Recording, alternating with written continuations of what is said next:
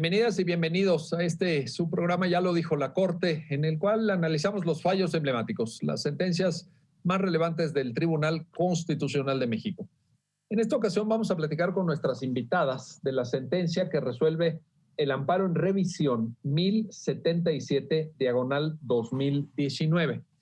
En esta sentencia se tocan temas difíciles, temas duros, porque la realidad del país pues es la que todos conocemos en relación a cuestiones de desaparición forzada de personas, pero también se abordan algunos aspectos de técnica jurídica y de argumentación jurídica que tienen que ver con cómo México relaciona su sistema jurídico interno con órganos internacionales, en el caso concreto, comités de Naciones Unidas. Ya lo explicarán con detalle nuestras invitadas, pero estos son algunos de los aspectos que aborda esta sentencia. Y digo algunos porque es una sentencia muy amplia, muy profunda, muy rigurosa, que nos lleva de la mano hacia varios aspectos torales del sistema jurídico mexicano. Para entender los alcances de esta sentencia, le doy la bienvenida al programa a Lucía Mota Casillas. Lucía, bienvenida a Ya lo dijo la Corte.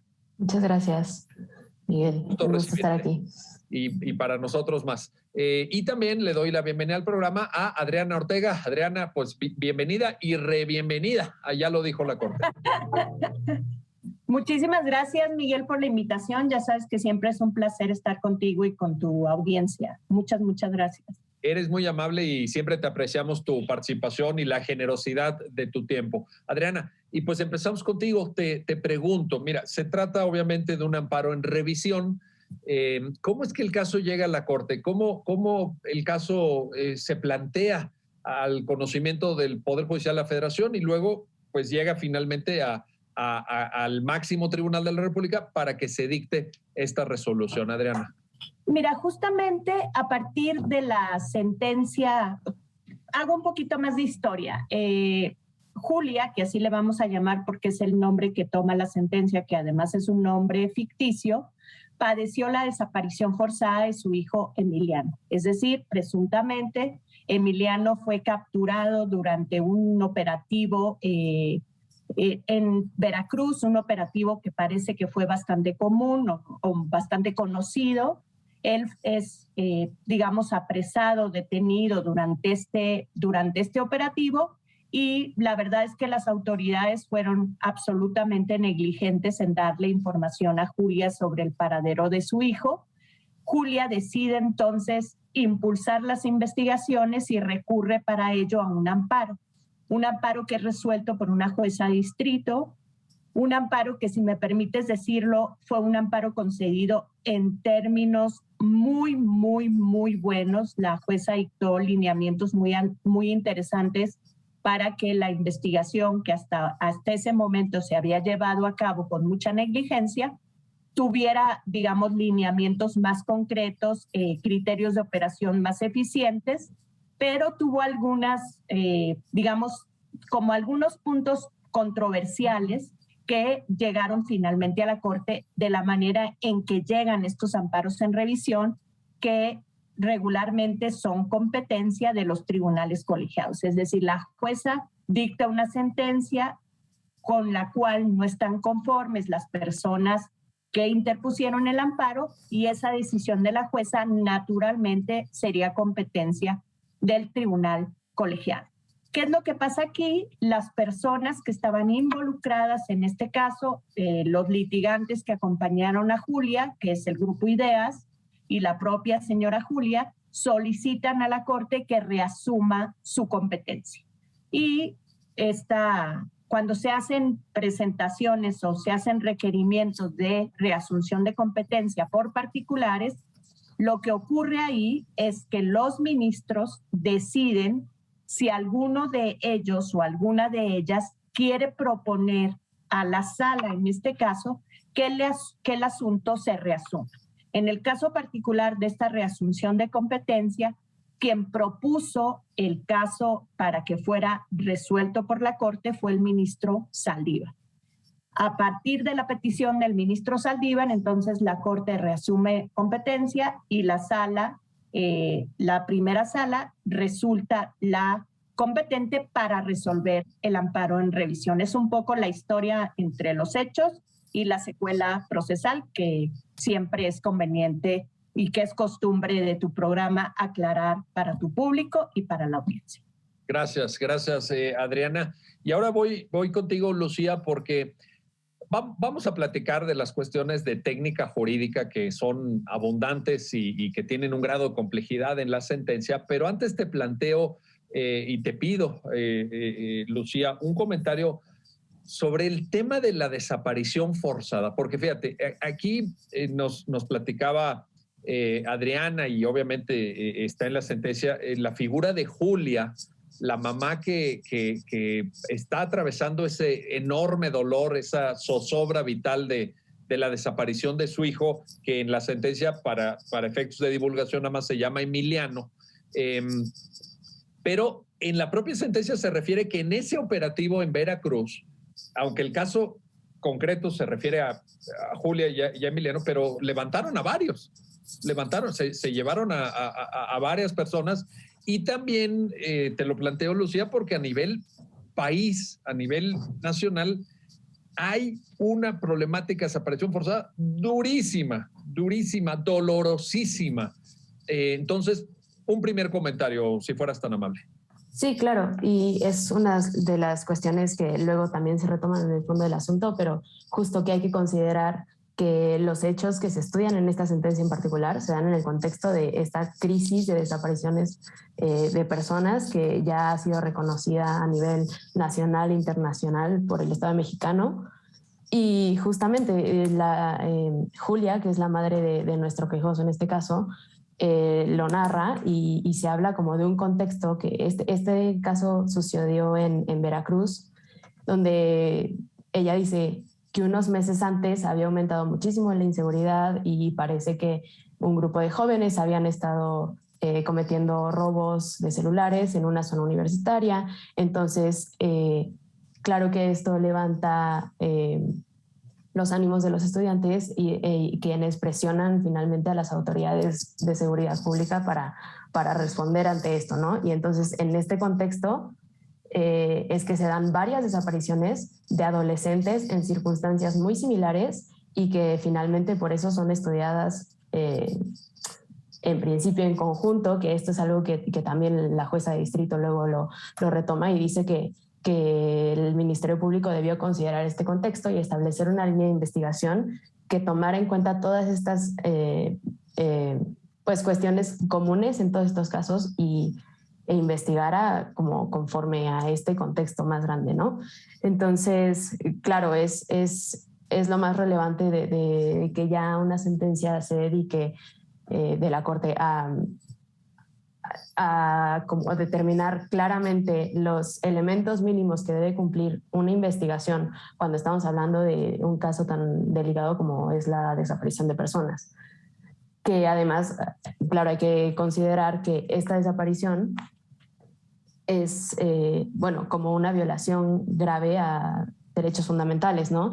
Se caracteriza por ser la privación de la libertad cometida por agentes del Estado o con su apoyo, autorización o aquiescencia, que puede ser cometida por autoridades civiles como la policía, autoridades militares o incluso particulares, y que se caracteriza también por posteriormente la negativa de las autoridades de dar información sobre el paradero de la víctima, y en este sentido pues es una violación a múltiples derechos fundamentales, entre ellos la integridad, el derecho a la vida digna, el derecho a la personalidad, y pues llega a afectar incluso esferas de terceros, como en este caso vemos a Julia como víctima indirecta, los familiares que son quienes finalmente se han dedicado, y lo hemos visto en la historia del país, a luchar por primero hallar a sus familiares y pues luego obtener justicia del Estado, ¿no? Correcto, muchas gracias. Gracias por tu comentario, Lucía. Regreso contigo, Adriana.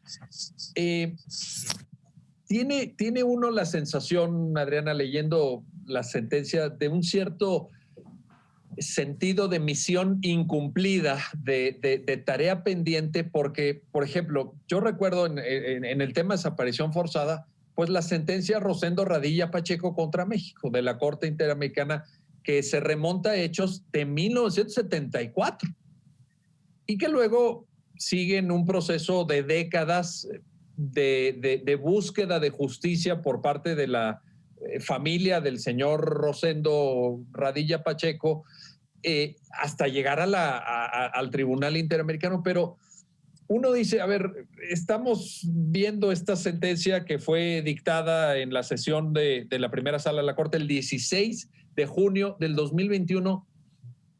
Caramba, ¿qué no hemos aprendido o qué no hemos hecho o qué no se ha tomado en serio para que sigamos hablando y con la gravedad que Lucía apuntaba del tema de desaparición forzada, Adriana? ¿No te genera un eco de una desazón esto?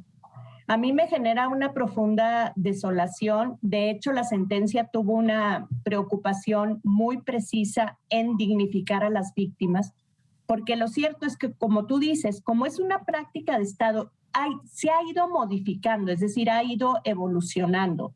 Ahora creo que estamos viviendo una crisis de desaparición en general, de desaparición que ocurre por particulares, particularmente o más precisamente el crimen organizado, pero que tiene de alguna manera una intervención estatal importantísima, porque vivimos una crisis de inseguridad que sería responsabilidad del Estado remediar. Entonces, de todos modos, aunque se trate de desapariciones cometidas por particulares, en realidad lo que yo pienso es que tienen ingredientes de desaparición forzada, y como es una política de Estado o una actitud del Estado, no termina por desmantelarse.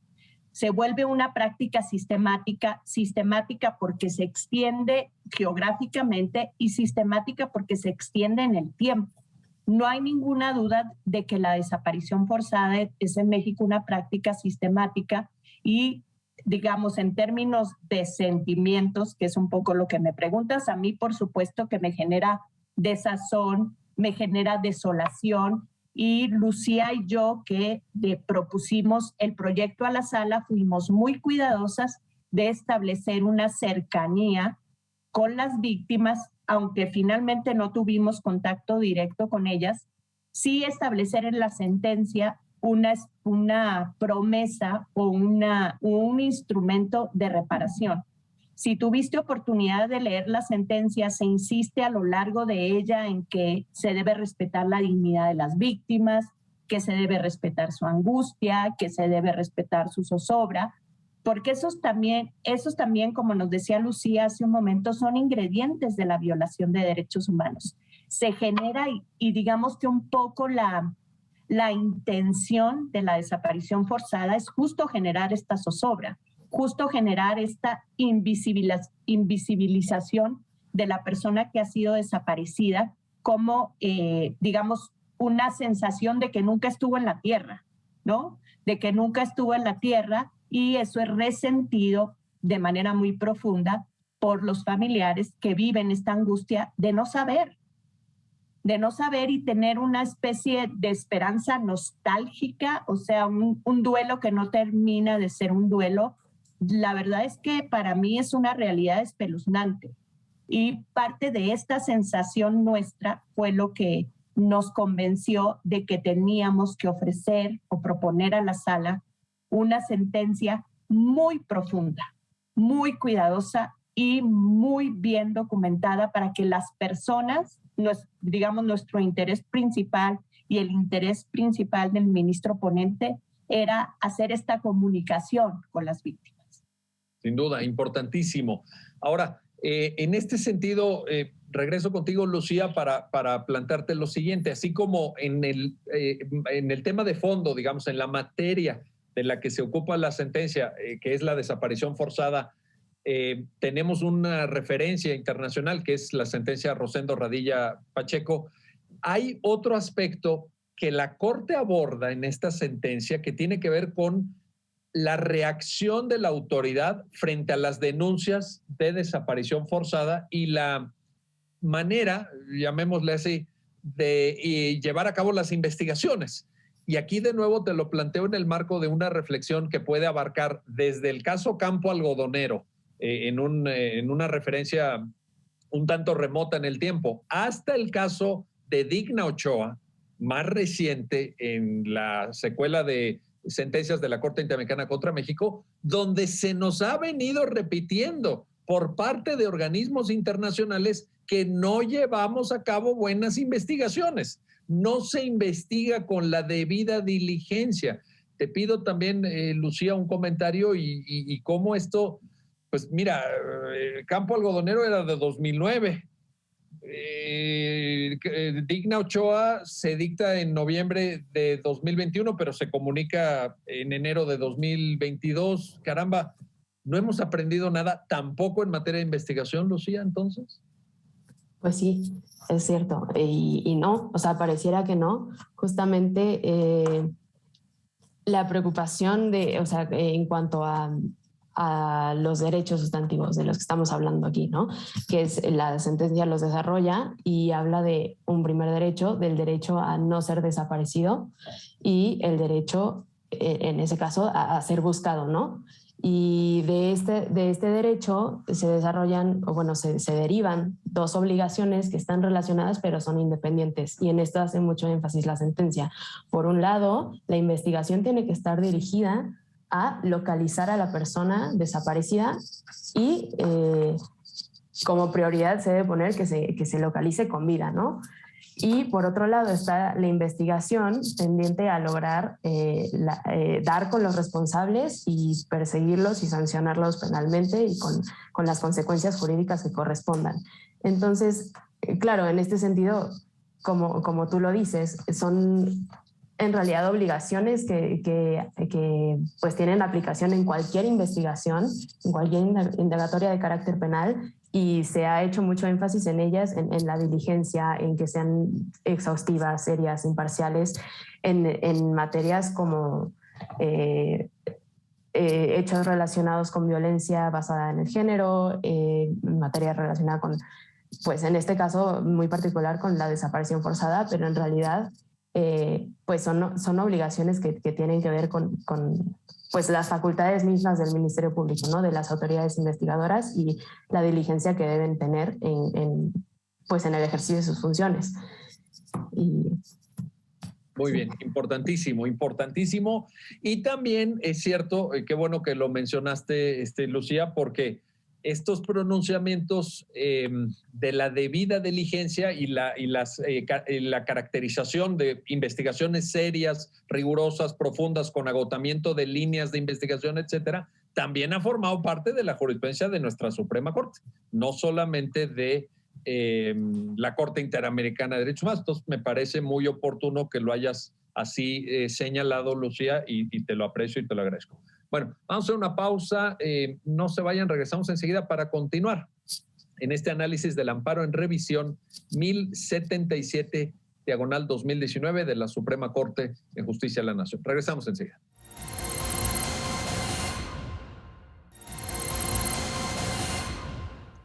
Ya estamos de vuelta, ya estamos de regreso para continuar en el análisis y comentario de esta sentencia que resuelve el amparo en revisión 1077/2019 con nuestras invitadas. Y ahora regreso contigo, Adriana. Adriana Ortega, para plantearte esto. Nos decía Lucía antes del corte que por un lado está el derecho de las víctimas de desaparición forzada a ser buscadas, a que se lleve a cabo una investigación con todos los requisitos de la debida diligencia, etcétera. Y esto, en principio, tomando en cuenta que la persona pueda estar viva. Así se tiene que llevar a cabo el ejercicio de atribuciones por parte de las autoridades. Ahora, evidentemente, cuando pasa el tiempo y la persona desaparecida no se encuentra, no se da con ella, ya estamos en una situación un poco diferente, un poco distinta, incluso en el ánimo de las familias, de los supervivientes, etcétera. Y aquí te quiero plantear, Adriana, en este contexto, ¿qué papel juega, porque la sentencia lo menciona, el derecho a la verdad? El derecho a la verdad. Me parece que tiene un lugar, un aspecto medular en la argumentación de la Corte, y te pido que nos ayudes a entenderlo, Adriana, por favor. Claro que sí, con mucho gusto. Como decía Lucía antes, la sentencia determina o sugiere que el derecho a no ser sometida a desaparición forzada incluye el derecho a ser buscado, el derecho a que la investigación termine con la asunción proporcional de los responsables, pero también el derecho a la verdad de las víctimas. ¿Y a qué nos referimos con el derecho a la verdad? Las víctimas tienen derecho a que el agravio que han sufrido sea nombrado, y sea nombrado con la gravedad que corresponde. Es decir, no puedes hablar de privación ilegal de la libertad cuando en realidad debes hablar de desaparición forzada. Esa fuerza, esa contundencia de nombrar la violación es importantísima. Y otra dimensión del derecho a la verdad es que las víctimas conozcan las circunstancias de la violación.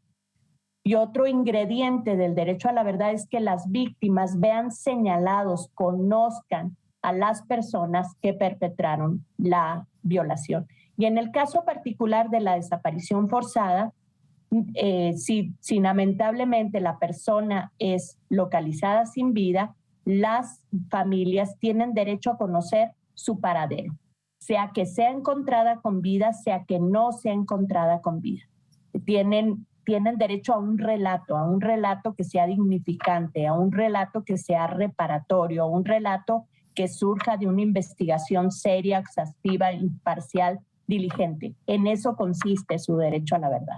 Necesitan, como parte de, digamos, del mínimo consuelo que la autoridad puede prodigarles, necesitan saber qué pasó de la manera más amplia que se te ocurra. De hecho, el Corpus Juris Internacional, digamos, confirmado por la Corte Interamericana, confirmado por los comités monitores de los tratados, confirmados por los mecanismos especiales de la ONU, cada vez más queda claro que el derecho a saber es un derecho humano fundamental. Oye, y fíjate, qué bueno que mencionas estas referencias internacionales porque te lo iba a plantear. Estamos hablando de un derecho que viene de fuentes internacionales, ¿no, Adriana? Porque las personas que te están escuchando, que están viéndote en el programa, pues a lo mejor si terminando el programa se dirigen a su constitución política, los Estados Unidos mexicanos, no lo van a encontrar enunciado ahí. No hay un artículo en nuestro ordenamiento constitucional que lo refiera, pero hay jurisprudencia de Corte Interamericana, documentos internacionales, ¿no? Ahí es donde hay que mirar. No, también tenemos, y ya lo hemos platicado, bueno, sí, obviamente, perdón, la respuesta correcta. En su origen, sí. Al menos en su origen, sí. Ley General de Víctimas, etcétera. Pero... Nosotros ya tenemos en este momento lo que podríamos decir como una especie de línea jurisprudencial que camina hacia allá, que camina hacia la construcción del derecho a la verdad como un derecho justiciable, como un derecho humano fundamental. Ya hablamos aquí en tu programa, por ejemplo, del caso Carla Pontigo, que es sí. un acercamiento a construir el derecho a la verdad. Esta sentencia, es como la segunda proposición de construir el derecho a la verdad. Y aquí quiero hacer un énfasis importante. Esta sentencia, igual que la sentencia Carla Pontigo, fueron adoptadas por mayoría. De acuerdo con la nueva forma de integrar precedente, esta sentencia que ahora estamos comentando es jurisprudencia firme.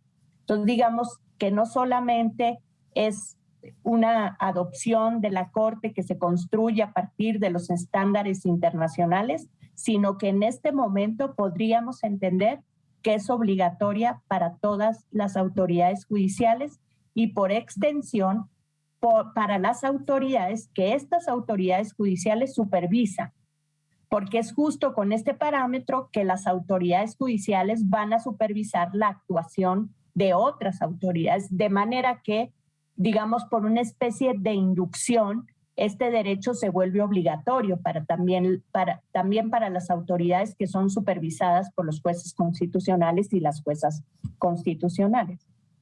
Oye, y qué bueno que dices y recuerdas muy bien, con esa memoria prodigiosa que te caracteriza, Adriana, el caso de Carla Pontigo, porque está citado en esta también, ahí hay una referencia y eso permite advertir, en efecto, como muy bien lo señalas, una línea que ya se está desarrollando Y en términos incluso del aspecto de debida diligencia en investigación de hechos que podrían considerarse como delitos, recuerdo también un caso de feminicidio del Estado de México. ¿Te acuerdas?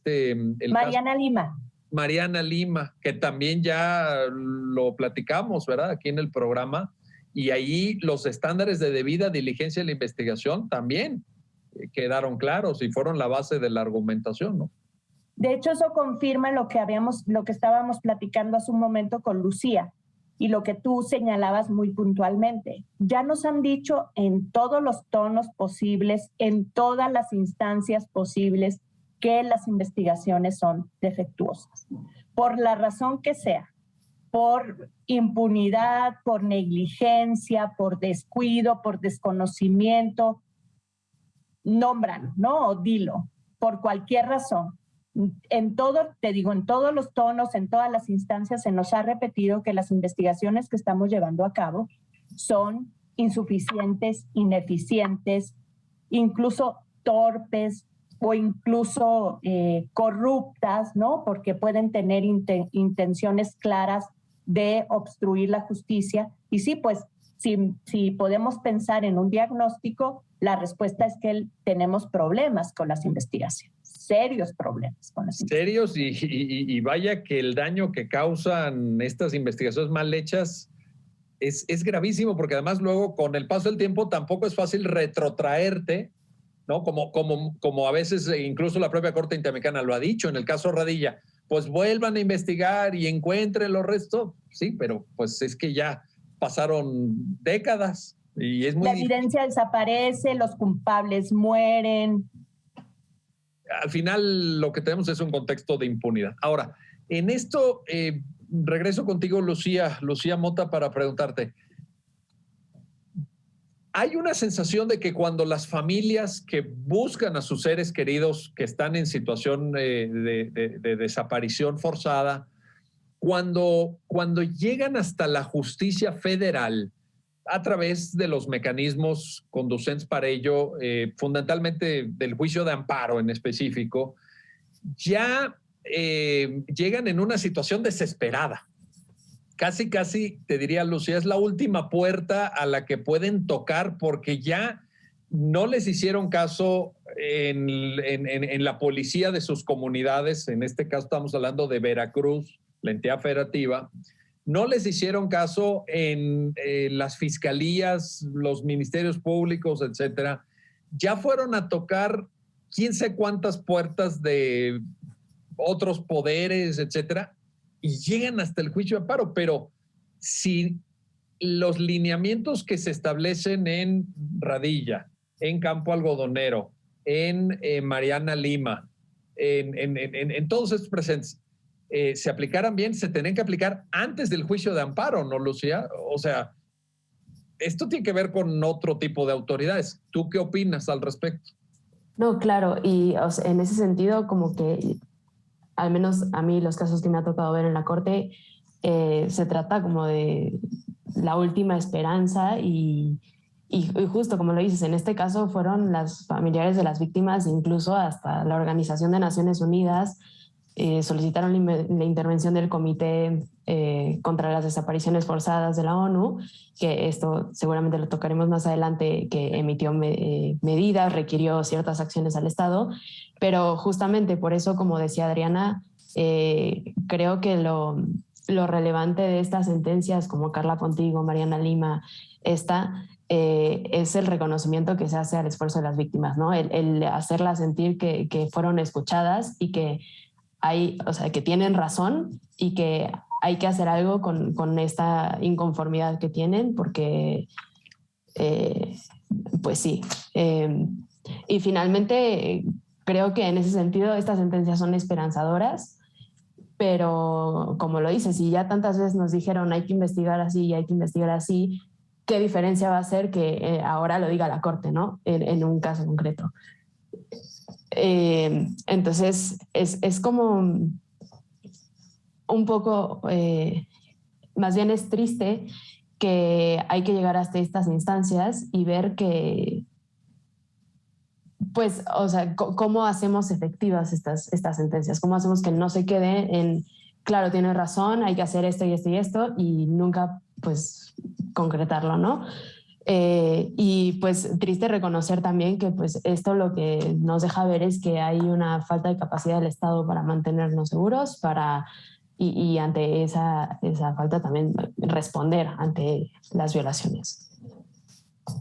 Bueno, y esto, pues, ahora, yo creo que es bueno el planteamiento que sugieres, Lucía, en el sentido de decir, bueno, ¿y de qué sirve una sentencia o una cosa aislada? Pero a veces se hace justicia caso a caso también. Seguramente no cambia una política negligente del Estado mexicano en el combate a la desaparición forzada, pero puede suponer un elemento de reparación para Julia, y también ver la situación en la que queda Emiliano, ¿no? O sea, y bueno, pues son personas de carne y hueso y así se imparte justicia y es lo que hay que hacer.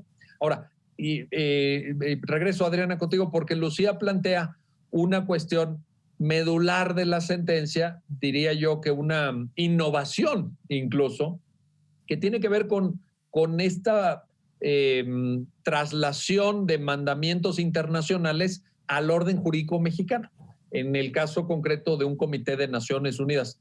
Platícanos esa parte de la sentencia, Adriana, por favor, para ver cómo se argumenta en el razonamiento de la Corte. Con mucho gusto. Al iniciar el programa te decía yo que la jueza había dictado una sentencia muy clara en cuanto a los lineamientos de investigación. La Corte percibe un error importante, que es que la jueza consideró que las acciones urgentes emitidas por el Comité de Derechos Humanos de la ONU no eran obligatorias para las autoridades mexicanas. Este es el primer problema, digamos, es el problema medular, más bien, que detecta la Corte. Y se compromete, pues, a dar respuesta a este argumento de la jueza, considerando que la jueza en esta parte de la sentencia en realidad se equivocó. ¿Qué es lo que hace la sentencia para soportar esta conclusión? Pues podría decirte que es algo hasta intuitivo, ¿no? Se va a la Convención de Viena sobre el derecho de los tratados y dice, bueno, la Convención de Viena establece ciertas reglas para que los tratados se cumplan, para que los estados que los firman se comprometan a darles efecto útil, que yo lo traduciría como efecto real. Si yo firmo y no hago nada que tenga que ver con el cumplimiento del tratado, pues en realidad estoy firmando por salir en la foto. No tengo ningún interés de que ese tratado tenga un efecto real. Entonces, la primera obligación o el primer acuerdo estatal que surge de la Convención de Viena es, pues, los tratados tienen que cumplirse. Y entonces, la sentencia encuentra que además los tratados se tienen que interpretar de buena fe, con la disposición de cumplir. Una cosa que hace de manera innovadora, que introduce de manera innovadora la sentencia, es que hay una relación entre el efecto útil o el efecto real y el principio pro persona. Digamos, si uno piensa en la mayor protección que se le puede dar a una persona sujeta a la jurisdicción de determinado estado, que aspira a la protección que le brindan los tratados internacionales, pues es justamente darles la mayor eficacia a los tratados internacionales en el ámbito interno. Entonces, a partir, digamos, de la Convención de Viena, a partir de lo que se dice en el preámbulo de la Convención contra la Desaparición Forzada, queda muy claro que los estados firmantes se comprometen a hacer todo lo posible hasta el límite de sus posibilidades para que las personas no sean sometidas a desaparición forzada. Una de las competencias que le surgen al comité contra la desaparición forzada, de la Convención contra la Desaparición Forzada, es justo la emisión de acciones urgentes. Y si uno piensa, por eso te decía que es como un argumento intuitivo, si uno piensa, como nos decía hace rato Lucía, que la desaparición forzada representa un peligro para un montón de derechos, y uno piensa eso, entiende que la persona tiene que ser buscada con urgencia, de manera que es un contrasentido que la jueza hubiera considerado que un instrumento disponible en una convención que justamente previene o provee para la búsqueda urgente de una persona desaparecida no era obligatorio para México. Era muy claro que la capacidad, que la facultad del Comité de Derechos Humanos para emitir acciones urgentes formaba parte integrante de la sustancia del tratado, del cuerpo del tratado. Yo te podría decir incluso que era como la intención principal del tratado, buscar a las personas desaparecidas. Entonces no había manera que el Estado mexicano hubiera dicho, pues yo firmé, pero esta parte del tratado no es obligatoria para mí. Y digamos que esa es la argumentación principal o medular de la sentencia a ese respecto. Perfecto, muchas gracias, Adriana. Vamos a hacer una pausa, no se vayan, regresamos enseguida para continuar en el análisis y comentario de esta sentencia con nuestras invitadas, el amparo en revisión 1077/2019 y este tema tan doloroso, complejo, en el que tenemos que seguir poniendo mucha atención de la desaparición forzada de personas. Regresamos enseguida.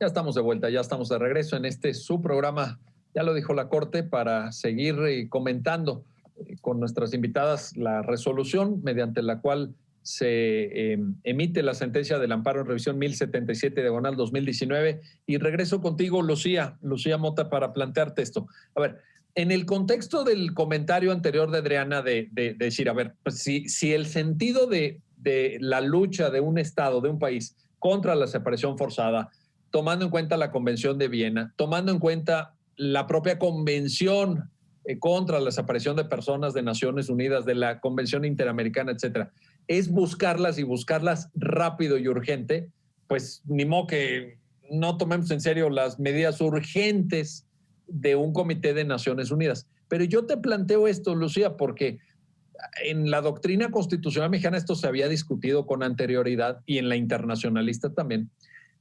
¿Puede alguien tener duda del tipo de órgano que dicta la medida? Porque no es lo mismo un tribunal, por ejemplo, Corte Interamericana de Derechos Humanos, que un Comité de Naciones Unidas. Yo estoy seguro que muchos juristas en México, abogados, pues deben tener dudas de qué son estos comités o qué competencias tiene o hasta dónde pueden llegar o simplemente que tengan dudas sobre su existencia. Habrá abogados y abogadas en México que no sepan que estos comités existen en los tratados ratificados por el Estado mexicano. Entonces, ¿pudiera de ahí o sería un contexto en el cual habría cierta duda sobre el carácter de estas medidas urgentes, Lucía? Pues justamente en el sentido que lo decía Adriana, ¿no? El Estado mexicano se adhiere a ciertos instrumentos internacionales y al adherirse a ellos se adhiere a todo lo que ellos implican, ¿no? Y en este caso, pues el Estado mexicano ha firmado y ratificado la Convención Internacional para la Protección de todas las personas contra desapariciones forzadas. Y estos cuerpos normativos son los mismos que instituyen y regulan las funciones de estos comités, en este caso hecho para justamente atender la problemática de la desaparición forzada. Y, o sea, me parece que no hay como ninguna duda en cuanto a eso, ¿no? O sea, hay cuerpos a los que podemos acudir para saber cuáles son las funciones de este comité, cómo están conformados y pues finalmente la legitimidad de pues los documentos que emiten. Y pues justamente es como similar a cómo entendemos quizá la facultad jurisdiccional de la Corte Interamericana o cualquier otro órgano, digamos, jurisdiccional que deriva de tratados internacionales que son reconocidos por los estados. Pero aunque no se les llame sentencias, o sea, lo que tiene que quedar muy claro, Lucía, creo, y la sentencia que estamos comentando lo manifiesta contundentemente, pero ahí es donde te pido el comentario. estamos ante documentos emitidos por comités de Naciones Unidas que son de observancia obligatoria, ¿cierto, Lucía?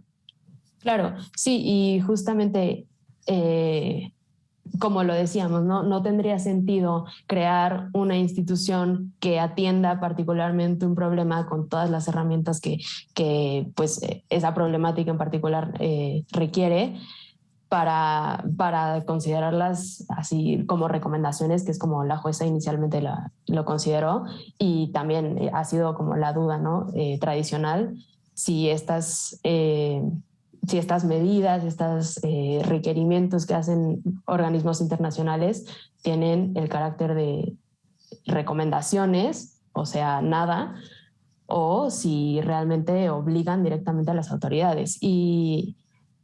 Y claro, es que se trata de una herramienta que nos está dando una convención internacional que si queremos que funcione, entonces hay que reconocerle fuerza. Sin duda alguna. Oye, voy a poner, Lucía, Adriana, una nota a pie de página simplemente para decir que cuando se emiten recomendaciones no es que no signifique nada, porque es que, no, te lo digo por esto, porque el programa de pronto es visto por gente que trabaja en organismos no jurisdiccionales de defensa de derechos humanos que emiten recomendaciones. Y ya ves que ahora se tiende a desacreditar estos organismos y a desacreditar en parte porque dicen, no, pues son llamadas a misa, ¿verdad? Son, pues el que quiere va y el que no quiere no va. Pero yo creo que las recomendaciones sirven. Sí. No, claro. Yo creo que claro. Es una nota a pie de página, es una nota a pie de página. Y sabes, que iba, perdón. Ay, perdón. Y sabes que, Miguel, cada vez es una tendencia más, como más recurrente, una tendencia más clara de la jurisprudencia nacional, formar parámetros de constitucionalidad de los derechos acogiéndose a lo que han dicho estos comités o estos organismos monitores de los tratados o los mecanismos especiales de la ONU, como los relatores, como en las sentencias están citados también estos principios de búsqueda emitidos por el Comité de Derechos Humanos. O sea, cada vez es más común entender que estas recomendaciones o estas decisiones de los comités monitores de los tratados dan pautas interpretativas que es importante retomar en los parámetros de control de constitucionalidad que se construyen de cierto derecho. Es decir, si yo estoy hablando del derecho a no ser sometido a desaparición forzada, parte de cómo construyo o cómo se tiene que construir el núcleo esencial de ese derecho está obviamente tomado de algunas de las interpretaciones que han hecho estos comités, porque las recomendaciones también tienen hay recomendaciones específicas a país, recomendaciones específicas en el caso de ciertas personas, pero también hay recomendaciones generales que desarrollan el contenido de los derechos protegidos por el tratado y ofrecen pautas interpretativas muy puntuales que terminan por ser retomadas. Todo lo que se ha hecho, por ejemplo, en torno al derecho a la salud, descansa mucho en las conceptualizaciones que ha hecho el Comité de Derechos Económicos, Sociales y Culturales, por poner un ejemplo. Oye, fíjate, qué bueno que mencionas esto porque te lo iba a plantear, Adriana. En parte esta sentencia, si bien es cierto, está circunscrita por razón de la temática que se planteó en el amparo originalmente conocido por la jueza de distrito al tema de desaparición forzada, pero me parece que tiene una proyección que va más allá.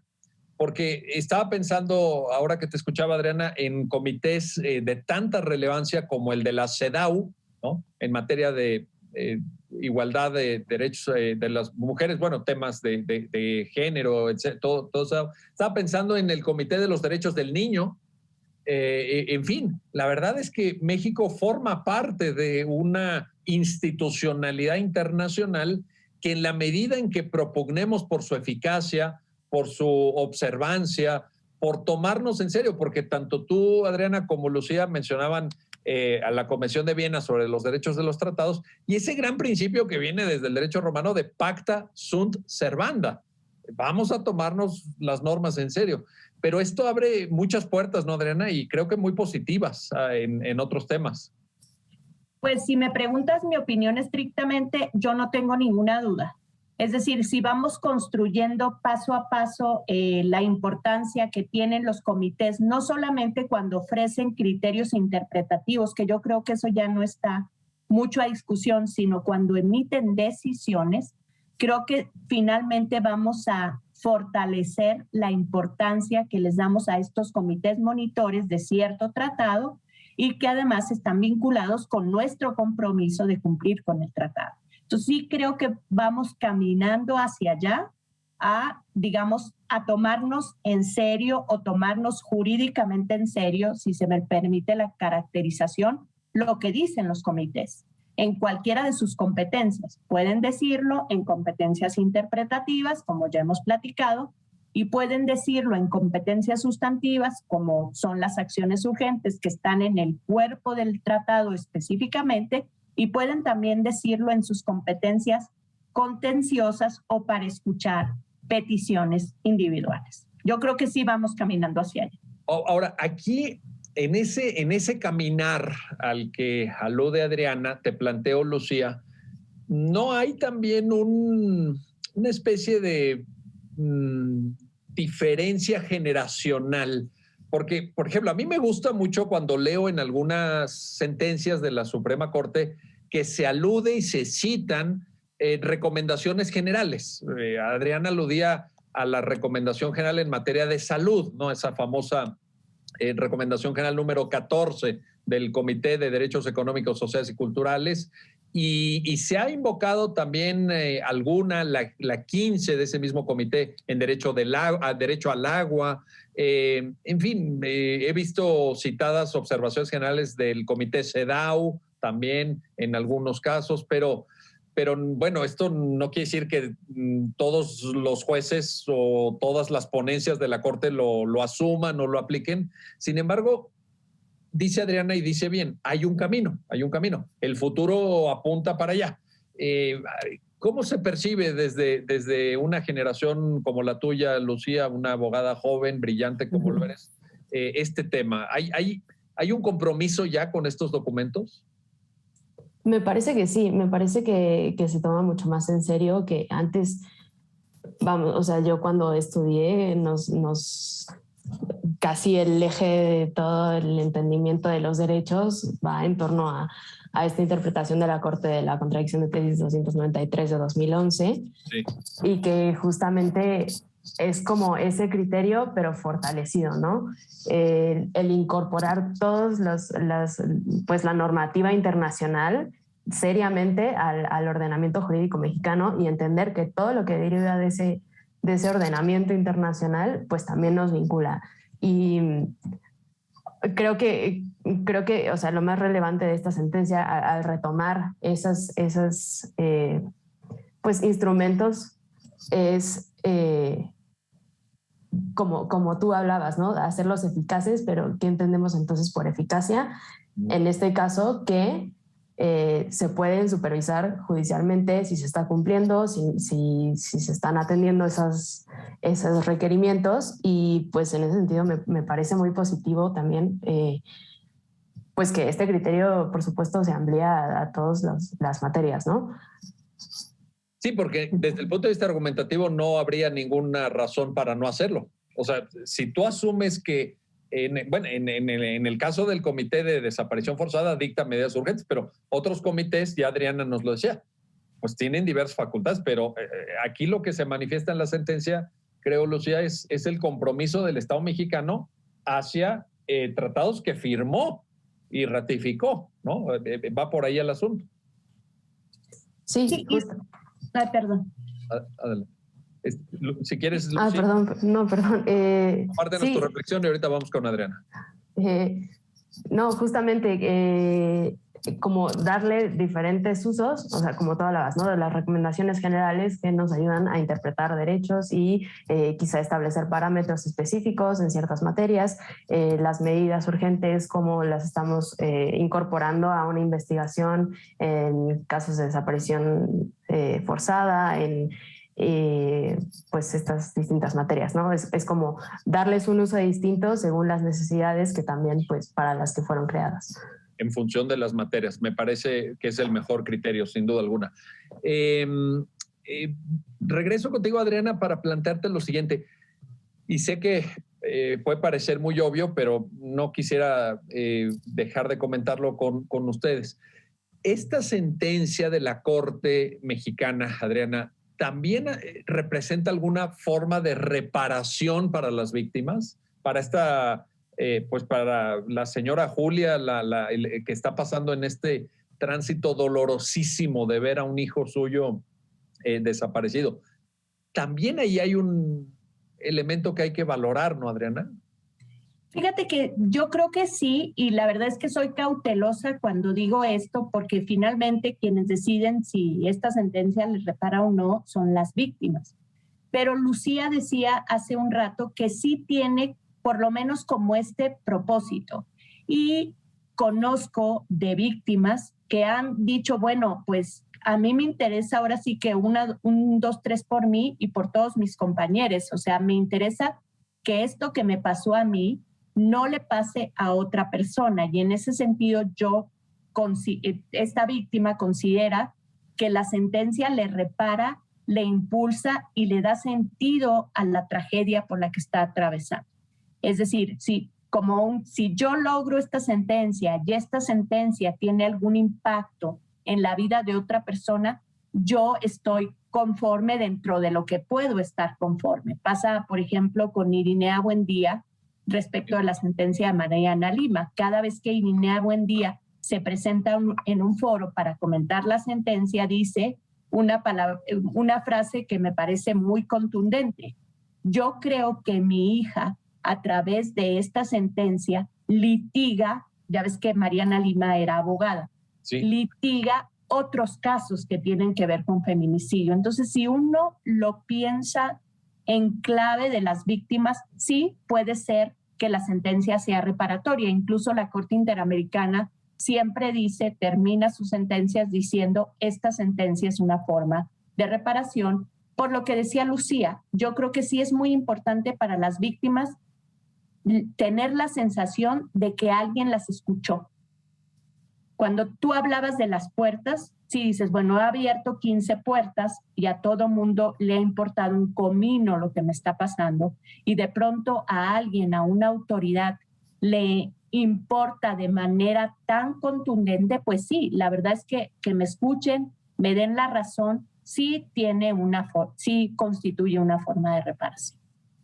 Ahí está la cuestión. Pues muchísimas gracias, Lucía Mota Casillas, Adriana Ortega. Gracias a ambas por ayudarnos a entender esta sentencia, y gracias a usted que hace posible su programa Ya lo dijo la Corte, en el cual analizamos los fallos emblemáticos, las sentencias más relevantes del Tribunal Constitucional de México. Hasta pronto.